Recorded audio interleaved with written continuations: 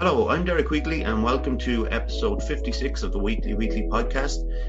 Thank you very much for your support last week. Thank you very much to Drew Hennessy, who came on and spoke to us about, being a personal trainer, about weight loss, all those kind of things, but motivation in particular, because there was a few people who got back to me about motivation and asking me how I stay motivated. And I don't know, to be honest. I don't know what the answer to that is. I guess it's to do with mental health. Obviously, we talk about mental health all the time on this podcast, and I know that if I get out and run or cycle or whatever I do on a particular day, I know that will be beneficial to my mental health and make me feel better. And that's what kind of drives me on. I suppose that's my motivation. But everybody is different.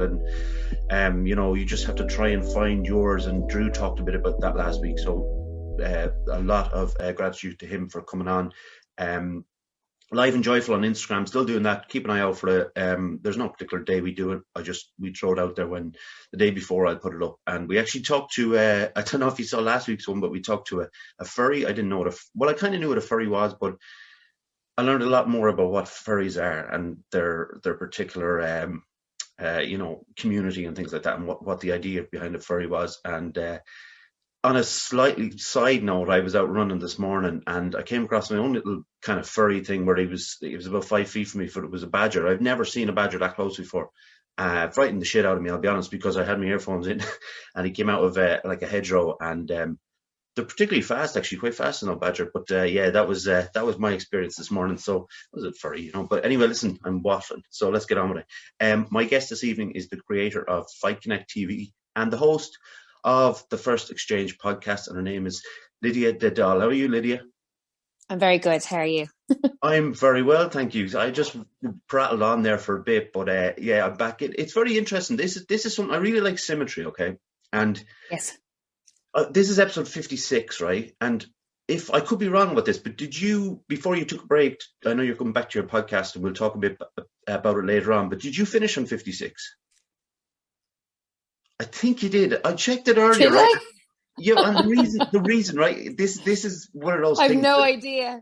Well, this is the thing, Lydia, right? Because I am very bad at trying to convince myself that I'm right about something, and I'm often wrong. But the reason that I wanted it to be true was because Kieran Hyland was on with you, and he was very talented artist.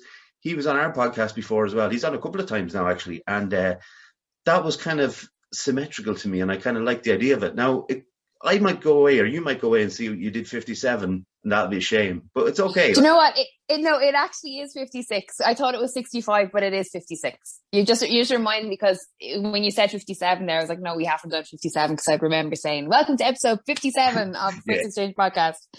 So yeah, you're right. It is 56. And it's so sad, because I wanted to get to 100 before the year ended, and it didn't work. So it didn't work. And I do want to actually talk to you a bit about the podcast later on a bit, because there's a few questions I have for you. Pick your brain, I suppose, a little bit. But I'm not going to rob any ideas. I just want to pick your brain a little bit. But no problem. Let's get into it. So just give us a short history of your upbringing, please, Lydia. Short history of my upbringing. Well, I am the eldest of two children, from a, working class, middle class family, I suppose. My mom's family would have been middle class. My dad's family would have been working class. And me and my brother are sort of the product of that. Two parents who worked all our lives, worked very hard in just regular jobs. And, it was that usual. Grew up in housing estates until I was about 12 years old. And then we moved out towards the countryside.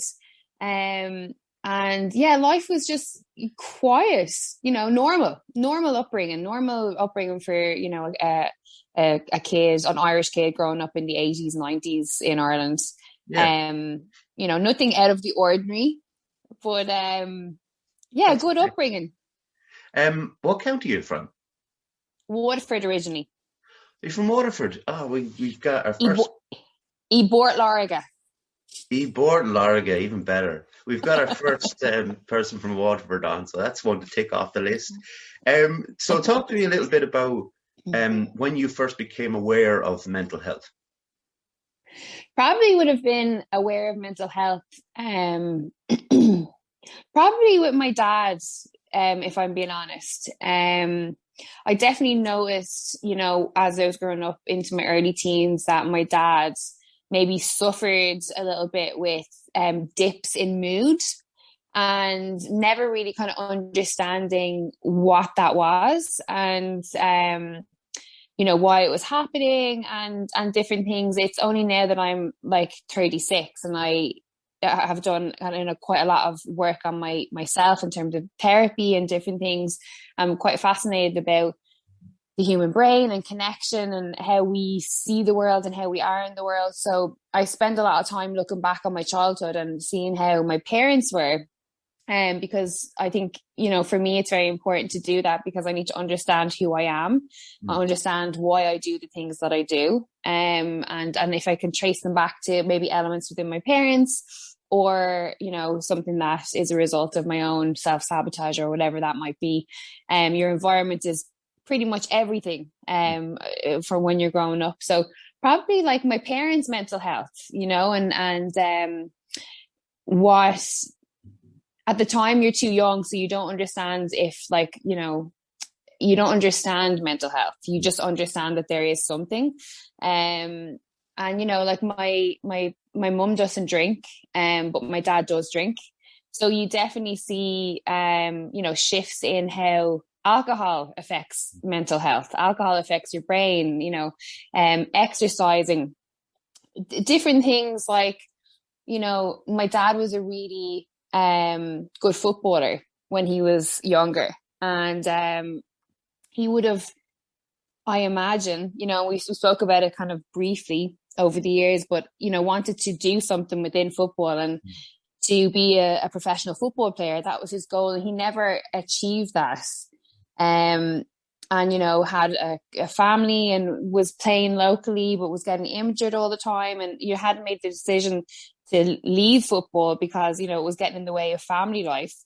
And I suppose I always saw something in him that he was maybe, you know, unhappy, in a sense, that he hadn't fulfilled something in life. And again, that's just me. That's my perception of events. You know, I've never actually sat down and talked to him about it properly, but just little things along the way where I've picked up on it. So yeah, to answer your question in a roundabout way, it would have been my parents, most definitely. And then later in that, it would have been my own mental health, obviously, but that didn't come until very later in life. Unfortunately.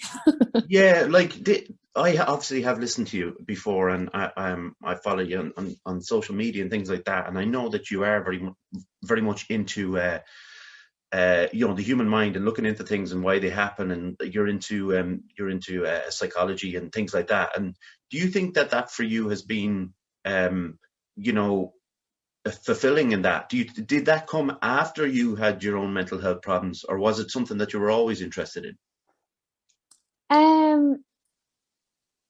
It came after, for sure. But I mean, I mental health problems is such a vast area. It's vast. You know, it's vast. I was never hospitalized. I was never, you know, put on medication. I was never, you know, I was able to live my life.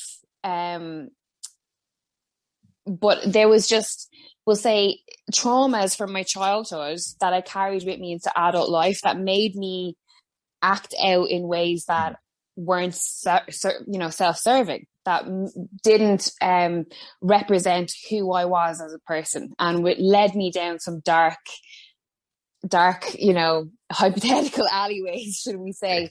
So it wasn't until I turned like 29, 30, and I had that sort of I would call it a midlife crisis, but I'm now told that you can't have a midlife crisis at 29, but I bloody did.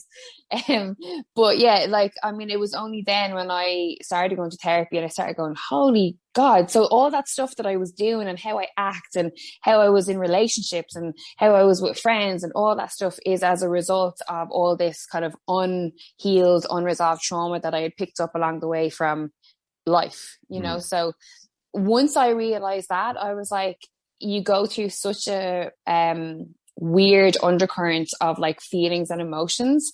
And it takes a very long time. I mean, this, like, I'm like 6 years, 7 years into my sort of journey of self-discovery and this sort of lifestyle of being, you know, the quote unquote best version of myself, should we say.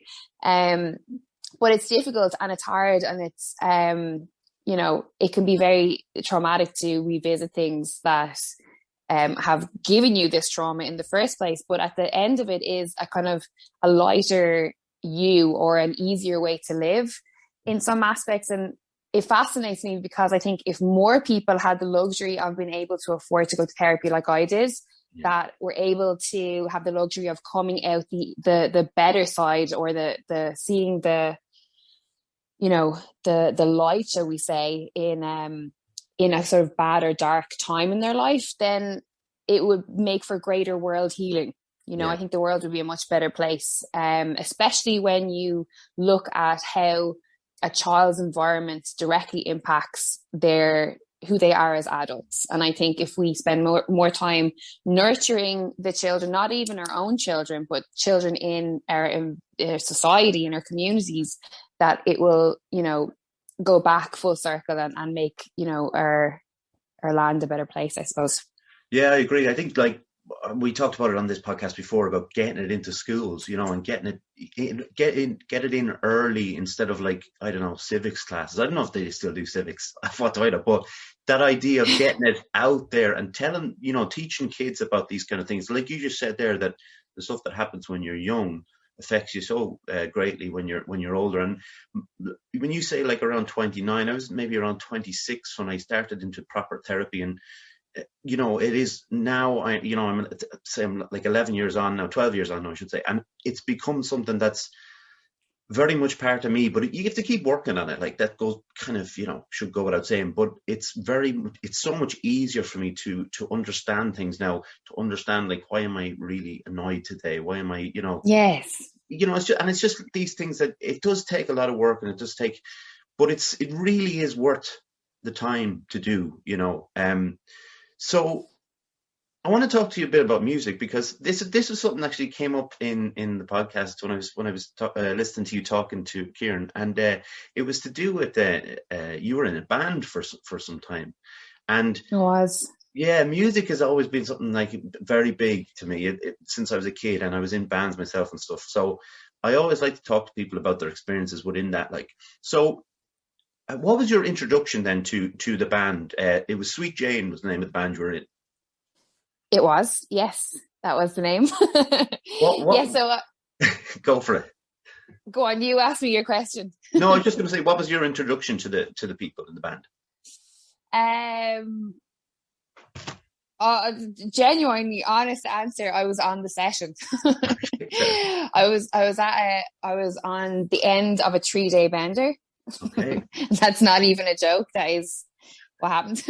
And I was at a house party at like 6 o'clock in the morning, and I was with a person that I was seeing at the time. And we were waiting for the early house to open. So there is an early house in Dublin on the Quays by the River Liffey. And it opens at 7 a.m. and it closes at like 12 when proper pubs, you know, open up. It's called the Chancery, in case anyone knows it. And we were waiting for that to open. And there was a guy there at the party, and he just like was, you know, kept talking to me, and he was like, who are you? And where did you come from? And like, you know, how come we've never seen you before? And I was like, oh, you know, I'm seeing whoever, and he knows this person, and this is why I'm here, and blah, blah. And we ended up going to the Chancery, and we sat talking about music all morning, all night. And that night I was leaving, I had to go get a train to Waterford, and I was getting on the train. He was like, well, like when will I see you again? Like, you know, I can I get your number? Like, what's going on? And I was like, no, you know, I'm seeing someone, I need to go to Waterford. And I ended up giving him my number anyway. And then like a couple of weeks later, he was like, you know, can we hang out or whatever? And I was like, you know, okay. And we just started hanging out with each other. And he said to me, you know, do you sing? And I was like, no. And he was like, would you like to? And I was like, yeah, I've always, and genuinely, I did always want to sing and to be in a band, but I had tried for years to like sing with people, and just it's a very weird thing, music. When you meet the right people who you're meant to be in a band with, or you're meant to write music with, it's an unexplainable feeling.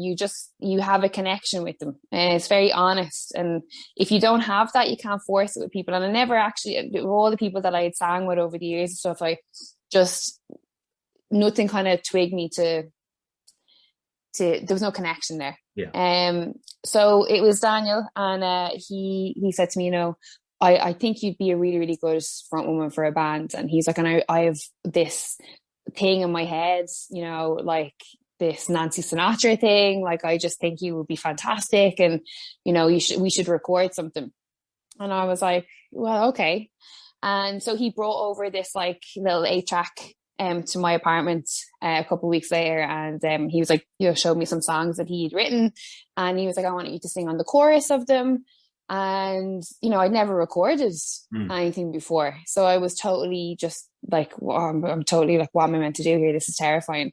And he got me to record on it. And I was so nervous that I sat in the wardrobe. I sat on the floor of my wardrobe, and I took the cable of the mic in with me, and I sang the chorus in the mic. And then he'd shout in, okay, go again, that was really good, but you need to just your spacing, like breathe in between this line. I'm like, okay. So we recorded it, and he mixed it, and I think it was at MySpace or something at the time. He put it on MySpace just on his profile, and all of his friends were like, who the hell is that? And who's singing, where did she come from? And literally that was it. He was like, we need to do more. And we just started recording together, and my confidence started building. And he, of all the stuff that we went through when we were in the band, that's probably one of the biggest things that I'm grateful for him for, is that he really gave me a confidence in myself that I just didn't see for myself. I couldn't see how good I could be. And he was able to show me that. So I will be very grateful for him forever for doing that. Yeah. Did you sing on that night though? Like the night you met him, did he hear your voice at any point? No, this is the thing. It's like, and I've never been able, because we don't speak anymore. So I've never been able to sit down and have a proper healed conversation with him about that time. And, and that is something that I've always wanted to ask him, is like, why me? What did you see in me? What was it? And, he said it over the years in different things and like interviews and stuff, where he just knew, and he'd said I was really cool, which, I mean, come on, I am.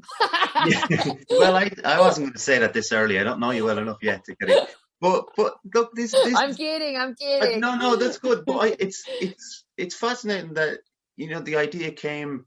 I love the fact that the idea came to him before he heard you sing. But like, that obviously it worked though. That's the whole point of it. But I think he had an idea. He wanted a female singer, and he wanted somebody who looked a certain way, and I looked like the person he wanted to have in the band. Okay. And in the kind of the genre of music that we ended up writing, this sort of shoegaze, psychedelic rock and roll genre, it's sort of cool to not be able to sing. Okay. So it is like, the Jesus and Mary chain, who else, like Velvet Underground, Mazzy Star, obviously Hope Sandoval has an incredible voice, but that whole idea of, singing off key, sort of spoken words, it all goes part and parcel with sort of the image of the band and the music. So I think he knew what he could get something out of me. Yeah. But I don't think anyone knew that I would be as good as I ended up being. Yeah. I was reading, I was listening to the music, and I saw the music videos, and I saw some clips online, and there was a few quotes. You always get the quotes of what people would describe your sound as, and you summed it up there. But like, people were describing it as like dream pop and rock and roll and things like that.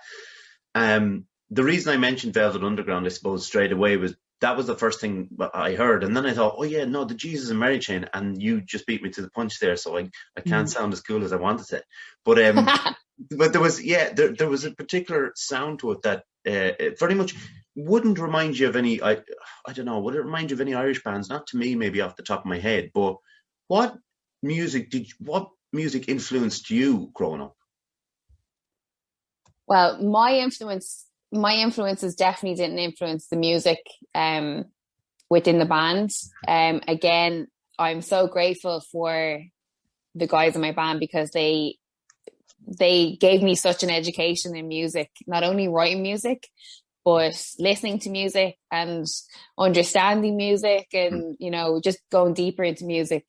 Especially our bass player, Ruri, who was like a music encyclopedia. Like every record, when we would go on tour, he would be like, and this is like what, 10 years ago, like between 10 to 15 years ago. So mobile phones and Google Maps and stuff wasn't really that big a thing. It was, we were trying to get the internet on iPads and stuff.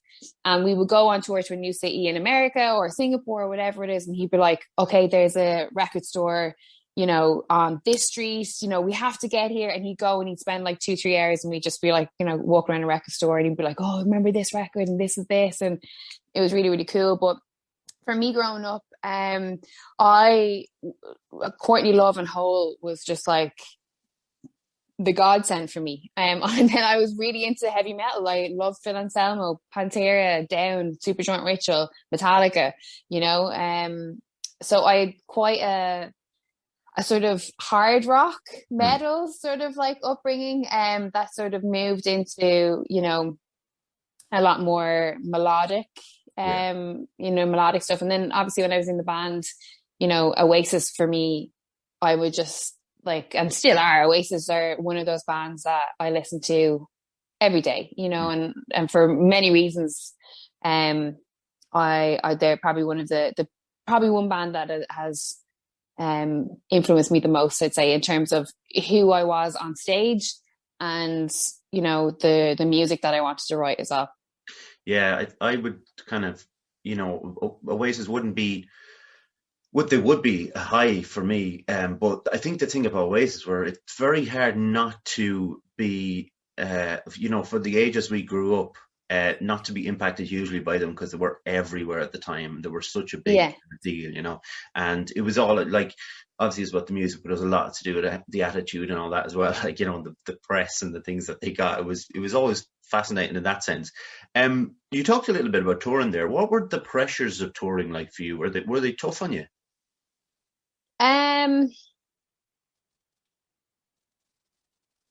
Was touring tough? It's such a yes and no. Okay. I'm a bit of a hypocrite on it because I had some of the best times, the best experiences, the wildest experiences ever on tour. And towards the end, it was some of my some of the darkest times. And that was nothing to do with music, and it was nothing to do with touring. It was to do with who I was, and it was to do with the collapse of the relationships within the band and the relationship that I had with our management and record label, and just my own issues and how I viewed the world.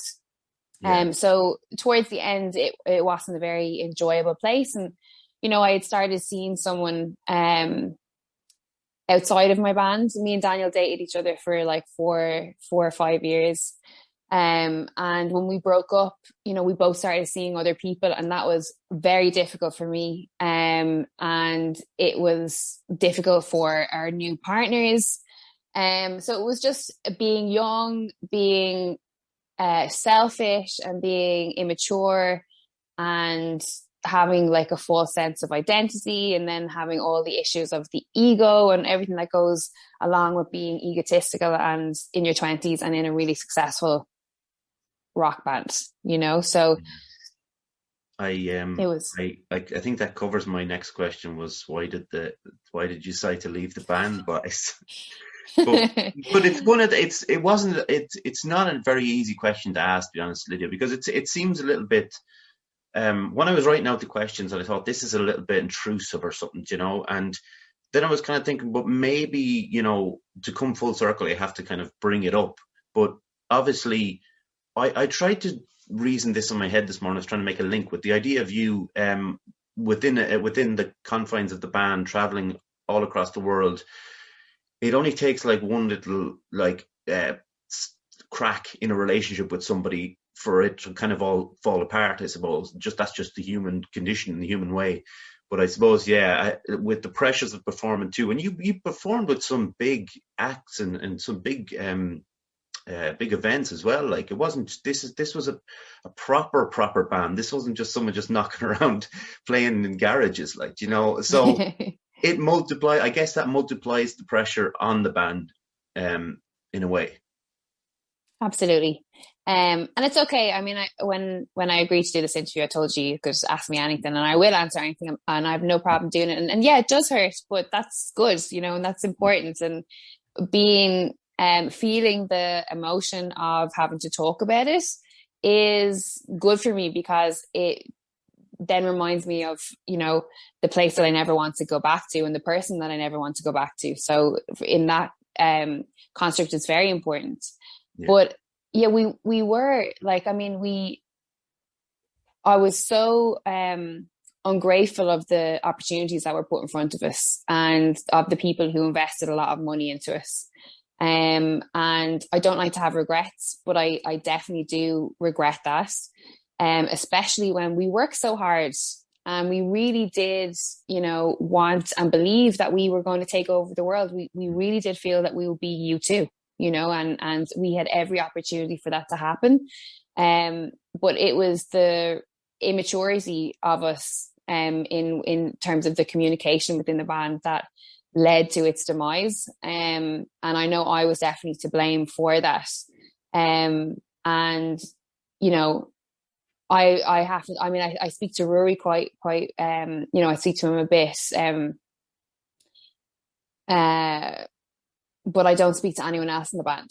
And that's hard, that's like, I'm obviously not pining for them, but it's not a nice feeling to know that you can't pick up the phone to someone that you've spent 10 years of your life with, and that you've shared all these amazing experiences with, and also to be able to apologize. I owe a lot of people an apology for who I was back then, and probably they owe me an apology as well. But I didn't leave. I was fired. That was that. There's no way to sugarcoat it. I was fired from the band. They had enough of me, and I had enough of them. And I just was not brave enough to quit. So they knew that it was what needed to be done. And yeah, it was a wild time. Yeah, I mean, that's probably all that needs to be said on it, but it's always a very interesting to me. And thanks very much for being so honest about it. Let me just get this ad in, Lydia, and we'll get back to it, all right? Ad away. Fusion Training Centre, Monksland Athlone, a place to train in Brazilian Jiu-Jitsu, kickboxing, martial arts and CrossFit. A great atmosphere with experienced coaches and a real sense of community. If you want to join the team, find us on Facebook at Fusion Training Centre or drop in for a chat. Fusion Training Centre, train like a warrior. I messed it up again. I'm not having a good run. Well, I am having an all right run, but I do mess them up now and again. I messed up Brazilian, definitely, and then there was a word there at the end as well. But anyway, that's neither here nor there. This is going to come neatly into this, okay? So, where did your love for combat sports come from? Yeah. Good question. Well, I mean, I suppose I would have been always aware of fighting from a young age, because my granddad used to box. I hear that my dad used to enjoy fighting on the street. I'm kidding. And my brother used to box as well. And then as he got older, he moved into MMA. So I was always aware of it. But I suppose for me, my love affair of it came from actually training it. So when I started Brazilian Jiu-Jitsu, that was when I got to actually appreciate probably MMA first. And then with MMA comes striking. And then from striking comes Muay Thai, comes boxing. And then, with boxing in particular, it became quite important to me and special to me because it reminds me of growing up, and it reminds me of, you know, like hearing my granddad talk about fighting, and, you know, speaking to him, or like watching, you know, Prince Nazim or Ricky Hatton or Frank Bruno, Lennox Lewis, Chris Eubank, and watching all these great characters on TV, and being too young to kind of really get a grasp of, you know, the art of boxing, or the beauty of boxing, or the beauty of fighting.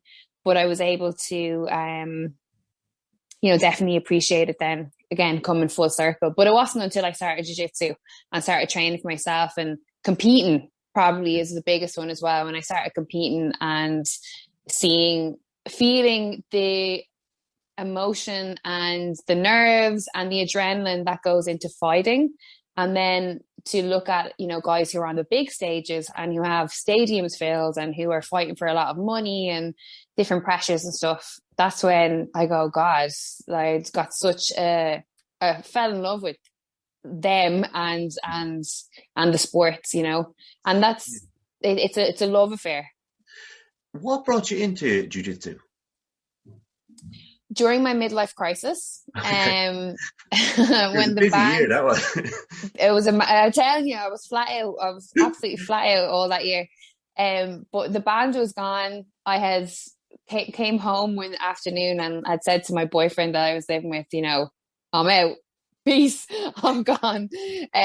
So I was kind of dealing with like the band being broken up and the end of my relationship, and I was definitely, you know, burning the candle again at all ends. You'd think I would have learned my lesson, but I was dealing with so much pent up emotion that I was out every night. And I was in a pub called The Point, and I was with my friends, and my best friend's boyfriend now fiance is a judo black belt. And I used to always wrestle him. I used to always wrestle all the guys. I'd wrestle anyone. You know, and I didn't even know about wrestling at the time. I was naturally just attacking people in pubs. But I was annoying him. And he was like, Lydia, you're annoying me. I'm trying to have my point and you're hanging out with me and you're trying to take me down. And he was like, you just start jiu-jitsu. You need to fight. I can see it in you. You'll be good at it. And I was like, no, I wouldn't. I can't fight. I've never been in a fight in my life. I've been in verbal fights. You know, for 30 years, I'm well able to stick up for myself there, but never a physical fight. And he was like, you'll be good at it. He's like, tomorrow morning, I have a kids class at 10 a.m. Meet me at the gym at 11 a.m. after it, and let's do jiu-jitsu. I was after being out on the tear, absolutely locked. And I woke up the next morning, I'd set my alarm. I was like, right, I'm going to do jiu-jitsu. That's it. And I was like, I'm not going to go. Feck, I'll just ring him and I'll just tell him I'm like really hungover. And then I was like, no, come on. What are you going to do? Let's go. Let's do it. So I went, and he like gave me a gi, a jiu-jitsu. It was actually a judo kimono, and I had makeup on, and I put it on, and like, you know, I think he was like showing me warm-up drills or something. And I got makeup on his like freshly washed white kimono. And he was like, have you got makeup on? And I was like, yeah. He's like, get in and wash it off. First round of the dojo. Don't come in with makeup on. You know, so just stuff like that will tell you how like unexperienced I was. So he taught me for about 8 weeks, once a week on a Saturday, just doing like jiu-jitsu drills and like light sparring, just kind of showing me different like movements on the ground and stuff. And then he was like, you know, I can't teach it anymore. You need to go to a proper jiu-jitsu academy, and you need to go. And he had known of a jiu-jitsu academy called East Coast Jiu-Jitsu Academy in Dunleary. And he was like, they've got a lot of girls there. They have the most girls of any club in the country. And at the time, there's only three girls there. But he was like, go there. I said, all right, okay, I'll go. So I went out, and I was awful. You know, the day I went out for my first class, I was 20 minutes late because I was walking up and down the street, and I was like, what are you doing? You can't do this. You can't go in. Like, who are you? You don't belong in a gym. You're not like, you know, you're into music. You're creative. You're not a sports person. But I went in, and I was really bad, and I was really bad the next day. And I went for, you know, 3-4 months, 2-3 times a week, and was really, really bad. And then after about 3 months, I started noticing that I was feeling better. I was looking better. I was dropping weight. I was happier. Mm. You know, I was going out less. You know, I wasn't drinking a quarter as much as I was. And then I started training 7 days a week. And I was going out there every single night for 2-3 hours. I get an hour bus journey out there, an hour home. I'd leave work at like 5 p.m. I'd get to the gym for 6:30. I train for 2 hours. And then, you know, by the time I got home, it was like 10:30, 11. And I'd done that every single day. And naturally through doing that, I just got way healthier and I just got a better mindset and a better lifestyle. Stopped drinking, stopped smoking, you know, I was taking like loads of prescription drugs at the time, not because I was prescribed them, because I would be so upset, you know, I wouldn't be able to sleep. So I just take Xanax to put myself asleep or whatever was there. So all of that just stopped. Cold turkey I was having so much fun discovering this new version of myself that I didn't even stop to think about, you know, drinking or any of that. And the byproduct of that was that all the, you know, I don't want to say bad people that were in my life, but people who were leading a certain lifestyle that was not beneficial to me, they just naturally drifted away because, you know, I wasn't involved in that lifestyle anymore. Yeah. And I just spent, you know, a year and a half, just creating this new version of myself. That's the only way I can describe it. And, you know, I started competing and then I got really, really, really fit, really healthy. And I started, you know, just spending all my time competing and training and just in this new bubble of life. And it was the best thing that has ever happened to me. The best thing. I accredit it to everything that I am today. And everything from Fight Connect TV to working for Virgin Media, the First Exchange podcast, everything that is in my life right now is 100% a direct response to taking that first jiu-jitsu class. There is no question about that whatsoever. I think that's class. And I you know, I would be the same. I think without jiu-jitsu, this podcast wouldn't have happened and I wouldn't be leading a better life and be a happier person and all of those things. And the effect it's had on my anxiety and the bipolar, the swings that I would normally have, they're not as intense as they have been. So there's so many different levels to it. And we've had people on talk about it an awful lot about jiu-jitsu because I'm able to, you know, the only sport I'm able to like do a little bit, and so I can chat to people about it. So there is so much to say about jiu-jitsu and how important it is for people who started. So tell me then about the origin of Fight Connect TV then. So yeah, when I started jiu-jitsu, obviously you're meeting people that are in certain circles and different things, and I had been offered a job with a mixed martial arts promotion called BAMA, which is no longer going. They got bought out by Bellator. So Bellator in Ireland now was what BAMA used to be.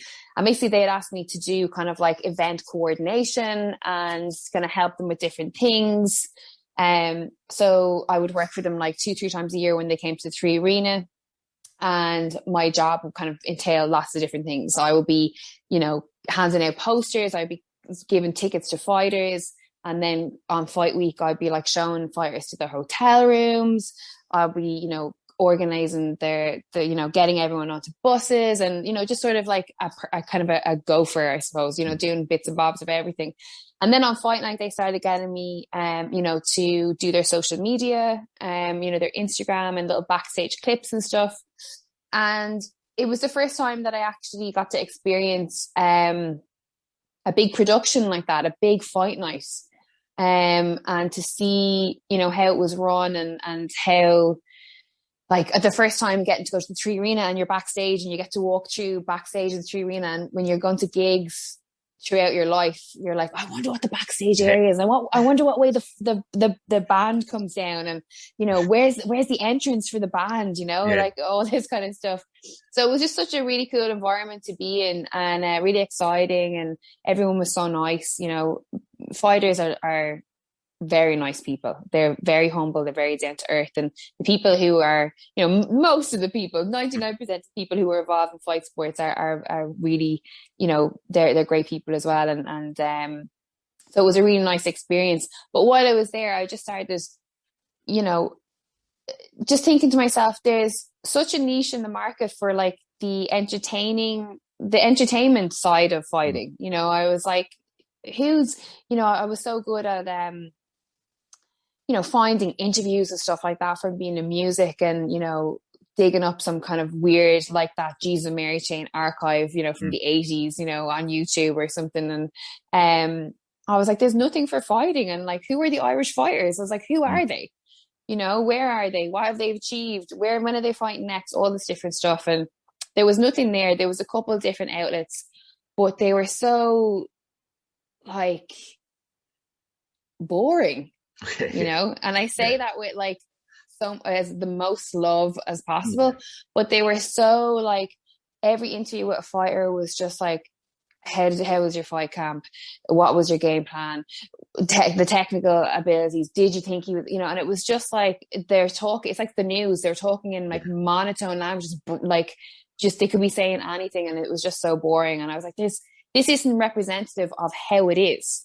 It's the most exciting place in the world at a show, backstage, and fighters getting ready, and the emotion in the loss, and in the wins, in the defeat, and everything that goes into the fight night. I mean, these are people who take fights on 8, 10, 12 weeks notice, and they've fought, like they've trained their hearts out, and there could be some really big opportunities on the back of a win that night, and they lose. And it's just, there's so much raw emotion, and I just wanted something to be able to capture that. And I didn't know what it was. I didn't know how I was going to do it. So the only thing I could think about doing was having a Snapchat and going to shows and sitting on my own on a seat, with talking to no one, because I didn't know anyone involved in sports at the time or in fight sports, and just film the fights and film the ring and film the walkout and, different things.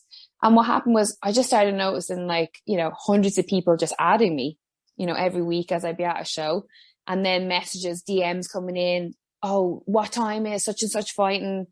What was the result on this fight? Will you be putting up this fight? And then I just started, setting up more social media, and it has led to where we are today. I understand why it is as popular as it is, because I know that I work really, really hard and that there is a market there for it. But I am quite shocked at how much it has been well received, that kind of way. I do. And do you know what I wanted to say about interviewing people? And there's a particular skill in interviewing people in general. So I mean, it could be just me interviewing you here, okay? That's a different thing than what you're doing. So what I took from it, and you can correct me at the end of this little bit that I was thinking about, but when a fighter wins and comes backstage and is talking to you, the adrenaline is flying, and everything is, there's excitement there, and that you have to kind of almost focus their attention on you to get, I suppose, what you want, to get a good interview from them. But I've seen you interview people who have lost, and that's when I think, to me, that would be the hard thing to do. But what I've seen in you with the empathy in the loss. So I've seen you with young guys, like, maybe early 20s, maybe in the late teens, and I've seen you with them almost, being very sympathetic and empathetic without being, patronized or anything like that.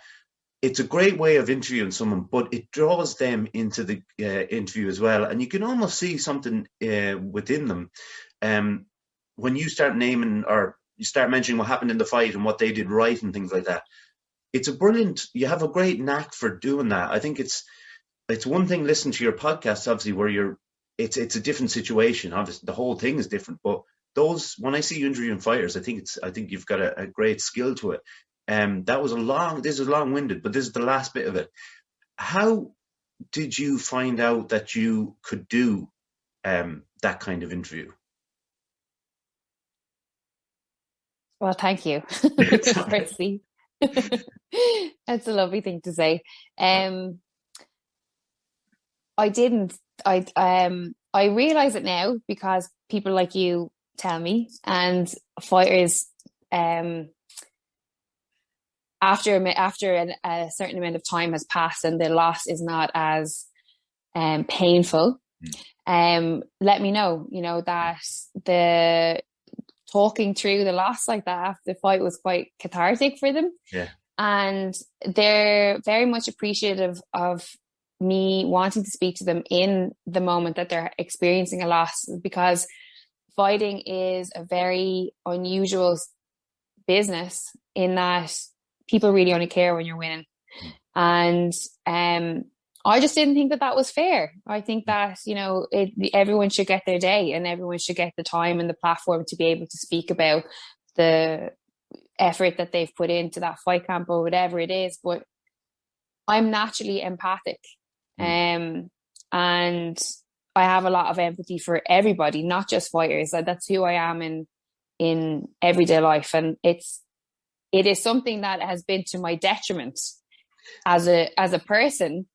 But now I choose to believe that I was giving that over empathic ability to do what I do, because I care about the people that I speak to, and I care about the fighters that I have the pleasure of being around, because I recognize how difficult it is to do what they do. And I'm able to separate the business from the human. And I've come from a world where, the music industry is a very cutthroat place, like the fight business is.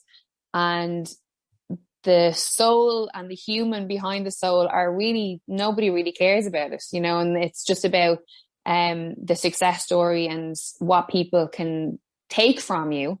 And I'm very aware that especially in the context of media and interviews, that it's all about the scoop. It's all about the getting the clickbait, getting that line, getting someone to say something bad about someone else because it's going to get good views. And the sort of the interviews that I do, in that I just want to talk to you, the person. Sometimes they're not as successful in terms of, clickbait as other kind of avenues. But that is a choice that I made very early on, that I didn't want to be involved in, content that was all about numbers and about stepping over people to get the exclusive and different things. It doesn't seem to be, you obviously are not that kind of person, and it wouldn't come across as genuine in the first place, it would seem to be. But can I ask you a little bit about mental health within the combat sports world? We've been very lucky. We've had I'm going to drop some names here. We've had we've had Kieran Davern on. We've had Danny Neal. Great guy. Starry is Danny Neal, and we've had Philip Mulpeter, and we also had Aisling Daly. So we got a really good range of people who are at the top of their profession. So I got to talk to them a little bit about their own mental health, but about mental health within the industry and how it's handled and stuff.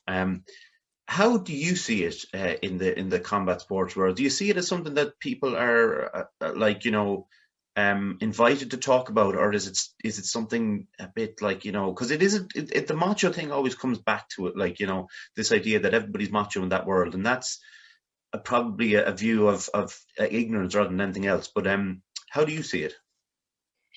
Yeah, I mean, it's fighting. So, when we think about fighting, we think about the word macho probably is in there. And obviously there's the stereotypes of fighting that have been around that are probably never going to leave us. It's things are improving, but I think that we're now kind of in a stage where the mental health aspect is definitely a focus. I know when I do interviews, I definitely always speak about the mindset. Maybe it's not mental health, but it's definitely the mindset. We definitely ask the questions of, how was your mindset going into this fight? And the mental aspect of fighting is is paramount. You know what I mean? It's so important to everything, because that is part of fighting. You don't have a good mindset, you don't have good, you know, if you are not in a good place going into a fight, then that's going to show on the night, you know, so you can't escape that. So it is definitely very important. It's very prevalent. And I think we are in a time where we're seeing fighters now, especially when they lose, you know, coming out and owning up to maybe the stuff that's happened during a fight camp, or how much a loss is affecting them. Yeah. I think the area that we need to focus on a lot more is recognizing the benefits of combat sports for our children, especially within our communities, and how it can help to shape them, whether that be boxing, Muay Thai, Jiu-Jitsu, or otherwise. And also going from one end of, you know, looking at kids is to the opposite end of the spectrum of when fighters retire. I know there's different organizations that are, you know, that are there to, are put in place for fighters who maybe are not as successful, you know, or have maybe successful is the wrong word, but experience maybe a dip in their financial situation, in their success, in their notoriety after they fought. Maybe they've gotten into addiction, which we see so commonly. You know, whether it's alcohol addiction or drug addiction or sex addiction or gambling, you know, it's so prevalent in fighting, as it is within, you know, the entertainment industry. And that is because we put people on such a high pedestal when they're succeeding. Yeah. And that as soon as they don't succeed anymore and there is nothing for us to gain from them anymore, as in they're not entertaining us, or they're not, you know, companies aren't profiting or brands aren't profiting for them anymore, they're left to the side of the road. And that's something that needs to be, you know, really needs to be looked at, and there needs to be proper foundations put in place to help support our fighters after they retire, after they stop fighting. Like that should be done in any business or company. Yeah, I agree. Like, there was that terrible example back, obviously, a good few years ago now, with Frank Bruno was you know, how he you know, was treated afterwards, and how, you know, how he went downhill and he ended up, you know, in a hospital. It was just such a dramatic thing to happen to somebody who was, you know, peak at the highest level in boxing, I suppose. We're lucky enough, I guess, to have someone like Tyson Fury, who is, you know, right at the top probably in the world at the moment in regards of fame, as boxers go, talking about his mental health very, very openly and very honestly. And we do get a great insight then from Fury about that. And it's funny about the Fury. It's because when he's kind of talking, and he doesn't really do trash talk. It wouldn't be the right thing, but he calls him a dosser and those kind of things. He comes across kind of a lovable kind of guy, and all the stuff he's very open and honest about. You can kind of warm to him. He was wearing one of your T-shirts, by the way, wasn't he, recently? Yes, he was. Which is class. To be fair, I saw it obviously on your Instagram, and he ran into the sea. I didn't know. I had no idea. Oh, I didn't even know. No, not at all. I had no idea. I didn't even know he got sent T-shirts. Wow. It's the company that I'm in partnership with, Empire Pro Tape. They had sent him a load of stuff, and like one of the T-shirts was there. So, I was like, I had no idea. So I actually saw the video, because I got somebody, like, people were sending it to me on Instagram. I was like, what the hell is going on? My inbox had like 300 messages. I was like, what the hell is this? And then I clicked on it, and I was like, I was looking at it for ages. I was like, Tyson Fury going swimming. He's on the beach. He's with Paris. It's been filmed by Andy Lee, you know, the body puncher. Like, what the hell? And then afterwards I was like, oh my God, he's in a bloody Fight Connect TV T-shirt. It's so yeah, I just sent him a message being like, thank you so much for doing that. Like, you know, it's huge because it went viral. The video went viral then because for some the people who didn't see it, he takes off the T-shirt and just runs into the sea, and I think he's in England, is he? Yeah, he's in Morecambe. It was Morecambe Bay, yeah, where he lives. Yeah. So he was in Morecambe and he was running into the sea with the whole, like I've talked about it on the podcast recently about people doing the cold water swimming. That's what Tyson was doing. Yeah.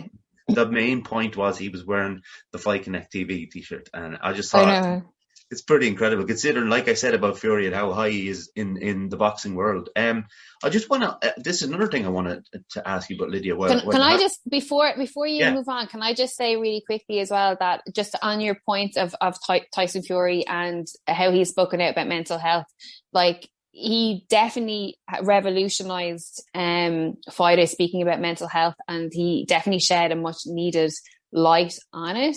But the papers and the media still don't respect that, and they don't give him enough respect for what he's done. He definitely hasn't been recognized enough for what he's achieved within the sport and what he's doing in terms of mental health. Also, not only for men's mental health, but traveler mental health as well. right. It's just absolutely paramount, and that's something that is definitely we need to look at as well. The suicide rate for traveller men is of some of the highest, especially in Ireland. And that's definitely something that is much needed conversation is needed there as well. So big up Tyson Fury for shining a light on it, I suppose. Thank you very much for pointing that out, because it's not something I was aware of. I would have, well, I suppose with the mental health side of things to do with Tyson Fury, I just automatically assumed that it was massively, everybody was patting him on the back like they should have been. But when I saw the interview, it hit me hard because I can, relate to the depression and all those kind of things and drinking too much and whatever it was. So, thanks for pointing that out. So I wanted to talk, there was a story that came out during the week about, now it was to do with football, but it's really about sport in general. So Ian Wright came out. He was defending a couple of women pundits, Alex Scott and Karen Carney. You probably know these stories, but Karen Carney was hounded off Twitter basically for giving an opinion, God forbid. And Alex Scott gets an awful lot of abuse from men with and probably with their football crest and their profile picture.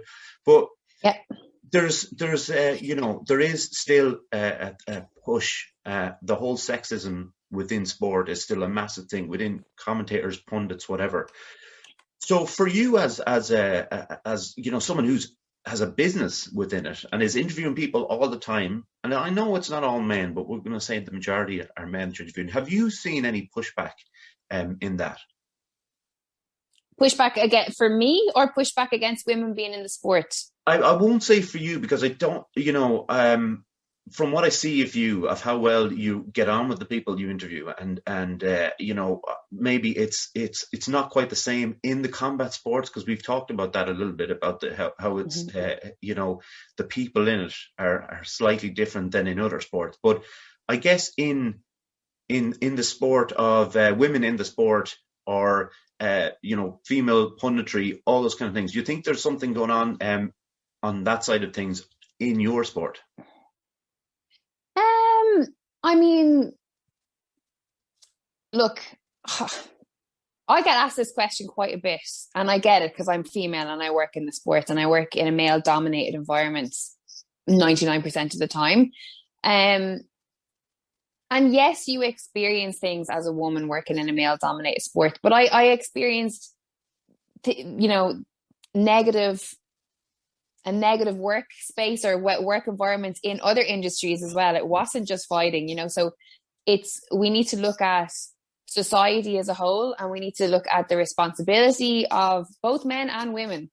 But one thing that I'm not comfortable with is this narrative of just put the woman on TV because she's a woman and because we need to level things out. I would never want to be offered a job because I'm a woman. I want to be offered a job. I want to be offered an opportunity because I'm really good at what I do, and not for anything else. I don't want it because I look a certain way. I don't want it because they need to, look like they're be listening to the public or whatever it is. Is social media a toxic environment? Yes, it's toxic for many people for many reasons, not just women. And sexism is rife and it's real and it exists.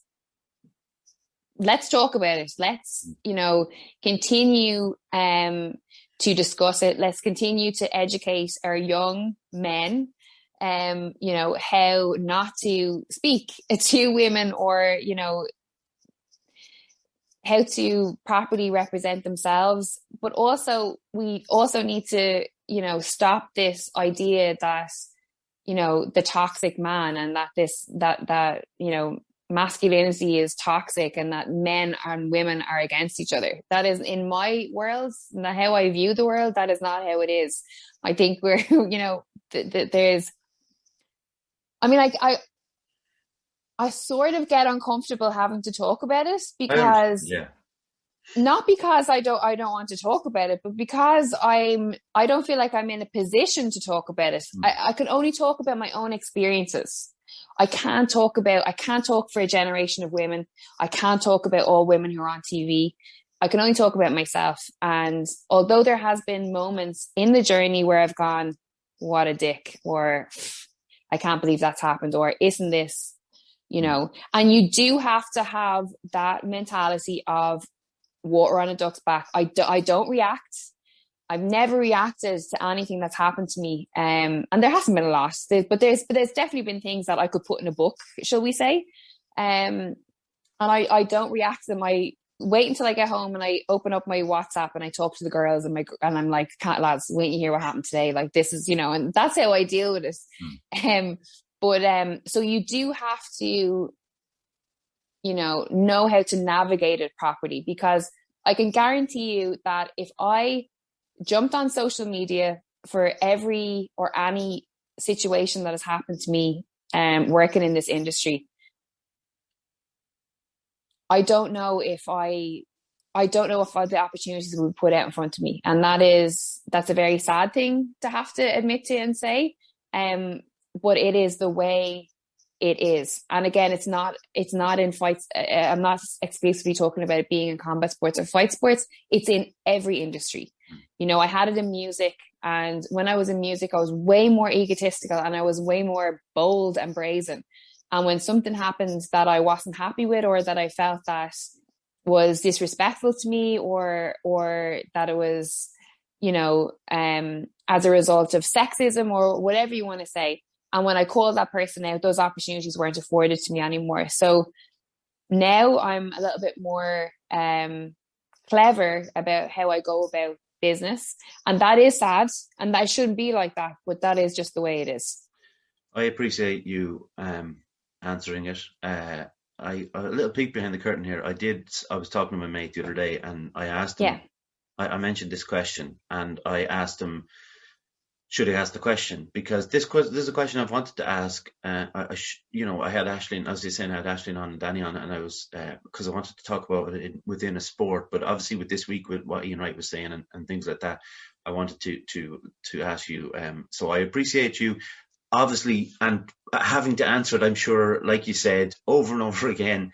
And I'm sure this won't be the last time you've answered as well, but I really appreciate it. Listen, what was so when did the idea for the First Exchange podcast come about? Good question. I was doing a casting call for a sports show, and which is that's another thing that I probably won't ever get used to. It's a horrible environment to be in. Having to audition for things, it's so nerve-wracking and just so out of your comfort zone. But anyway, I gone. The show sounded really, really good, and I was like, it was a presenting role, and I was like, all right, I'm going to get this. This is my new job.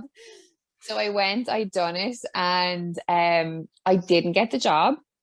And when I was leaving, the sound guy was like, that was really, really good. So you've done a really, really good job there. I think you might have got it. And I was like, really? He's like, yeah, I think so. He was like, have you ever thought about doing doing a podcast, or, you know, have you ever done radio stuff or anything like that? And I was like, no, you know, I've flirted with the idea, whatever. And he's like, can I give you my number and can we go for a coffee? So I was like, yeah, of course, no problem at all. Anyway, long story short, I didn't get the job. They gave it to Jenny Murphy, who's an Irish rugby player, and she was fantastic. They only done 1 or 2 series of it, but it's finished now. She was fantastic on it, and I did get to go back on and be on the panel and stuff, just not presenting.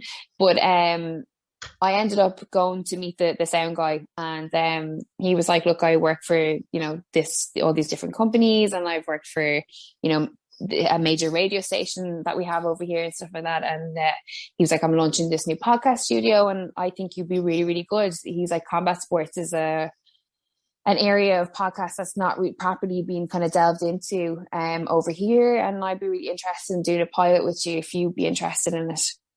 And I was like, "Cool." I was like, "Sign me up, sounds good." And we went in like a couple of days later into the studio, and I brought in a friend of mine who had a health and fitness website, and he was launching events and different things at the time. So he came in for the first episode, and we just had a chat for an hour and a half and just talking about life and different things. And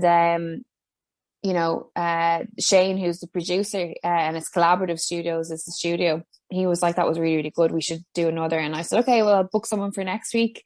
Can't remember who I had in for the second. Probably, I think I got all my friends in that are doing really good stuff. Yeah. Like I have some really great friends, like they're like therapists and functional medicine specialists and different things. So I got them all in every week for a couple weeks, and that was it. And we had a plan to do combat sports, but I was like, "Do you know what?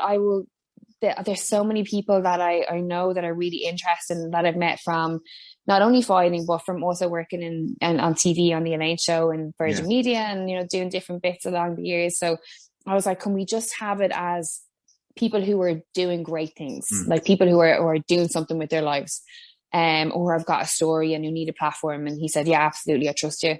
And like you said, we're up to episode 56. Obviously, with everything that's going on in the world, we haven't been able to have the studio open, but we're back open in a week's time, start of March. So I'm looking forward to getting back and hitting 100 episodes.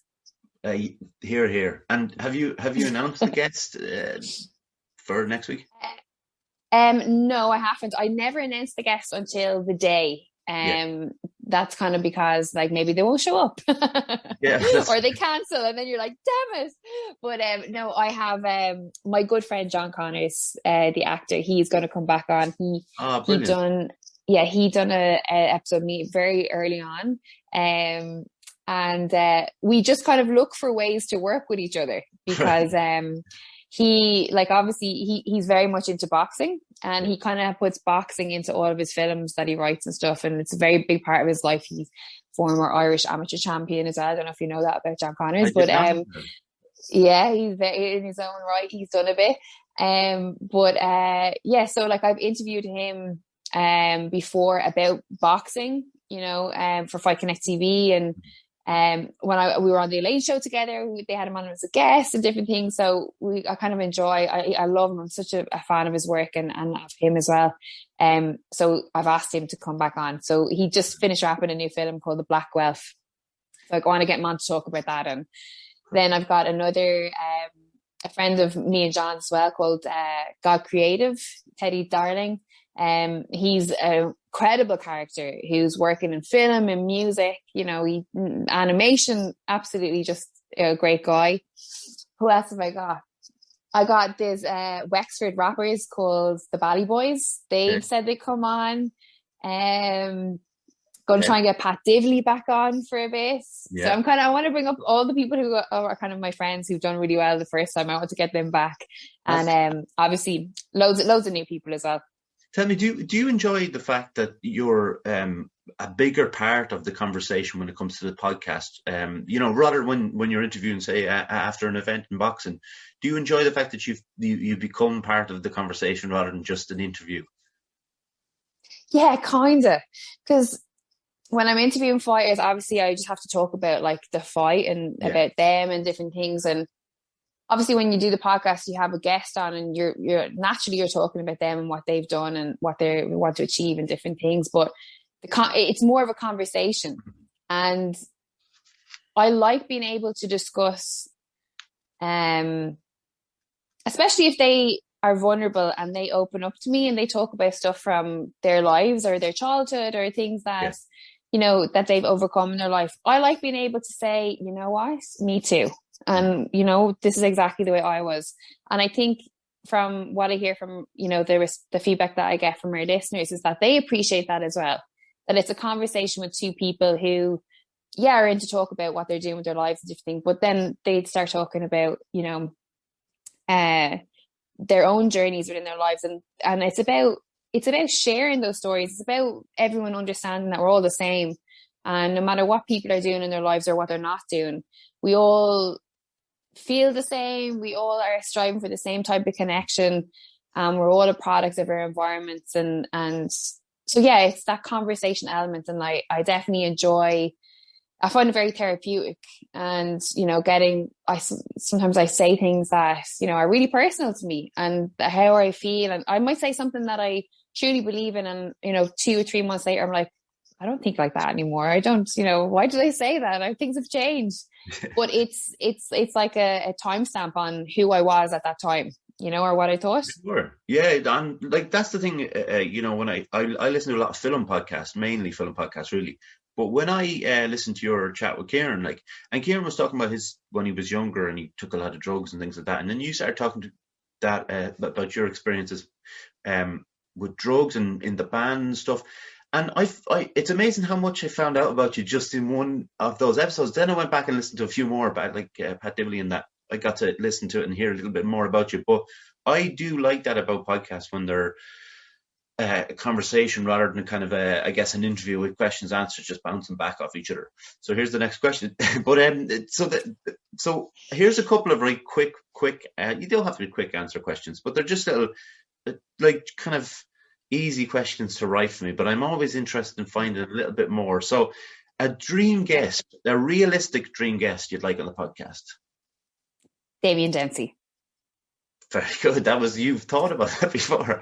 Are you a big fan? I love him. Yeah, you're right. I can't even begin to say how much I love that man. I love him. Like sometimes I think about marrying him. I'm not even joking. I love him. I love his music. I love the way he talks. I love the way he thinks. I love the way he writes. I love what he writes about. I love his brain. I want to marry his brain. You want to marry his brain? Do you know what I thought you were going to say? I thought you were going to say Ricky Hatton. Yeah, well, Ricky Hatton as well. Ricky's up there. But when I think about the podcast, and for the podcast, because obviously I'm allowed to have musicians and stuff on there as well. Definitely, Damien Dempsey is just someone that, and there's a reason, there's a 360 on why I want Damien Dempsey on the podcast. I'll talk about when I get him on. I'll be able to talk about it in proper detail. But when I was 19, just turned 19. I moved from Waterford to London to King's Cross, and I had no money. I had no job. I had a credit card that I probably shouldn't have had because I ended up in a lot of debt. But I moved with 2 of my friends, and excuse the expression, but we didn't have a pot to piss in when we moved over there. And we were living in a massive apartment in King's Cross that we couldn't afford, and we didn't know how we were going to pay the rent for it. And we kept putting off the rent month after month. And we used to go every weekend to Camden Lough, and we would buy really cheap cider, and we'd sit in Camden Lough drinking cider and just talking to people and just watching the world go by. And one day we were at a venue, and we didn't know it was a venue at the time, but we were sat outside it up against the back, like the exit doors, and we were drinking big flagons of cider. And when we got to London, we had no music. One of the guys had a CD player, and he had 3 CDs, and it was the Libertines' first album, Razorlight's first album, and Damien Dempsey Seize the Day. Right? That's all we had. That's what we played on repeat. We had no TV in the apartment. There was not even a chair in the apartments, right? We had beds, that was it. And we're sitting in Camden Lough up against the exit door, and the next minute we can just hear this music. And I'm like, is that Damien Dempsey? Is he singing Seize the Day? Like, what is going on here? And they was like, who's playing that? We thought someone was playing it out of apartments.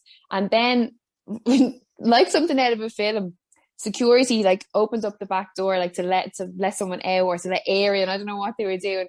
And we literally just looked in, and there is Damien Dempsey and his band sound checking for a gig that night. And it was just, we were like, what? So we went in. He let us sit in. I have to meet him again because I have to ask him if he can remember this.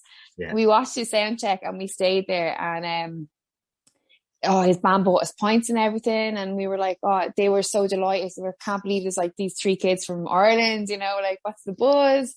And we stayed, we watched the gig, and it was literally one of the most, a memory I will never forget. And I had never met him. I've never met him since. He has to be on it now, Lydia. There's no question that he can't be on it. I know, right? So, okay, so here's the next part of it, right? Dream guest, and I'm talking about someone alive or dead. You know that kind of question where you have 6 people at a dinner table, just one dream guest. Yeah. Dead. Who's dead? Or alive or dead, but just a dream guest. You know, in the whole world. I think, and this is so like a typical answer, but genuinely, can I have 2 people? Yeah, you can. First choice, Muhammad Ali. That's for all reasons, right? For to sit with Muhammad Ali, to have a conversation with him, but pick his brain. I want to talk to him about everything that he had to go through, not only in his boxing career, but the political end of stuff, and you know, the backlash from the, you know, American government and the people. I want to investigate his brain. And if Muhammad Ali is busy and he can't meet me for that dinner, I want Tupac. 100%. I want Tupac. Tupac or Biggie, one or the other. Tupac or Biggie. I've got some questions there. I've got some conspiracy theory. Probably Tupac, actually, because again, I love his brain. But I would have some questions that I would like to ask him. But Muhammad Ali, absolutely. Okay, one more. I've got 2 more, but I'm only going to ask one more. So, who's your favorite artist of all time? I'm talking about musician now, rather than, you know, painter. Artist of all time. That's a tricky one. That is a tricky one. Not because I've so many. Most people. Favorite of all time. Okay, well, I'll narrow it down, will I? Because go on. It is a tough one to just throw at someone. I would say, instead of doing that, actually, who have you been listening to the most of at the moment in the last few months? I can't say Damien Dempsey again, can I? Yeah, if it's true, yeah. Well, Damien Dempsey, when I'm at the gym and I'm training, it's Damien Dempsey, Nas, Oasis, and Fleetwood Mac. That's good. That's what's on heavy rotation. And that's a very diverse, eclectic range. I like that. That's a good answer. Yeah, I'm Pantera. Lydia, if I could get Liam Gallagher, Nas, yes, Stevie Nicks, me, Damien Dempsey, and Phil Anselmo at a dinner table. That's a good meal right there. I'm dying happy. I'm done. Send me to the next life. I'm ready to go. Ready. Lydia, where can people find you on, you know, social media and all those places? I'm on Snapchat. I'm on Instagram. I'm on Twitter.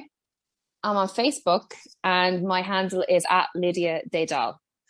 You're also, I just want to throw in there, there's also at Fight Connect TV and also at Fight Connect TV and at The First Exchange. Yeah, so go and follow all those places and you'll get to keep up with all the good stuff. Lydia, it's been brilliant and an honour chatting to you. I've really enjoyed the conversation, and you're very, very, very nice to give up some of your Sunday evening to us. No problem at all. What else would I be doing in lockdown? I know, but still. Listen, stick with me for just 1 minute. I'll get a photo with you at the end. I'll just close this out, all right? Yes, perfect. So, thank you very much to John for the technical guidance and all he does on that side of things. You know, the usual mum, dad, granddad, Jared, Calvin, all those. Listen, subscribe to the YouTube channel if you haven't done so already. Facebook, Instagram, Twitter at The Wheatley, Spotify, Apple, Anchor, Google Podcasts, etc. Thanks to everyone for listening, of course. We'll be back obviously next week. We'll hear from us again. That's why we have Wheatley in the title. Lydia, again, thank you very much. And to everyone else, we will speak to you all next week. Take care. Bye.